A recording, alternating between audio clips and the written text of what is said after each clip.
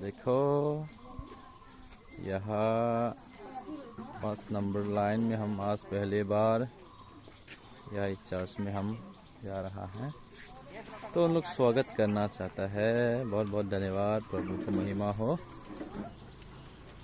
प्रभु सब लोग आशीष करे।